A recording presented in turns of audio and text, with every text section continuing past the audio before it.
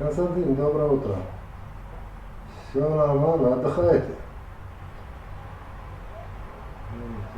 Что там, прояснилось что-нибудь в отношении этого Яндиева, нашего больничного?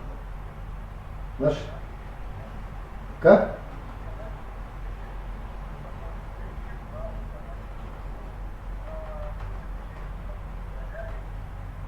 Да ничего не надо, реально ничего там просто делать.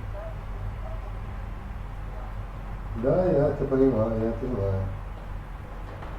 Так, в отношении Саутиева, значит, что-нибудь прояснилось? Да. Так вот, она мне кадровику моему звонила в пятницу. Да. Я ее, значит, да, я дам вам номер телефона. Я это самое, кадровику туда спустился, при всех сотрудников сказал кадровике, чтобы другие услышали. Немедленно, любыми средствами связи свяжитесь с Саутиевой и передайте ей, что она оформлена, уволена. Уволена. Первое, второе, что пусть придет забирать свою трудовую книгу, то все такое, секуя, ознакомиться с приказом. Естественно, у меня есть кадры, которые передадут, я поэтому вслух это все произнес. Ей передали, клюнули на удочку. Она точно так же и могла и мой номер добыть, и кадровика номер добыть. Кадровик тоже новый нашел, как и я. Я ее старый уволил, потому что знал, что со старым кадром я ничего против нее применить не могу. Точно. Вот она 17:30 в пятницу позвонила новой кадровой службе и просила, значит, ну вот она меня сегодня только 17:30, а не 17 уходит домой, 17:30 она ей звонила. Сегодня понедельник, как я пришел, так рано она мне доложила. Так что ей звонила такая-то. Просит, чтобы ей направили. Она под домашний адрес, она не может поехать туда, она находится в больничной.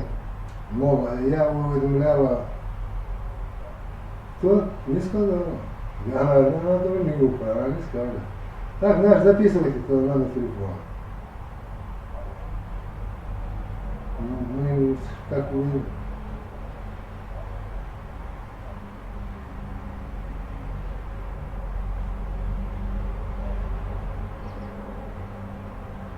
Ну, лично-то я туда посылал домой людей.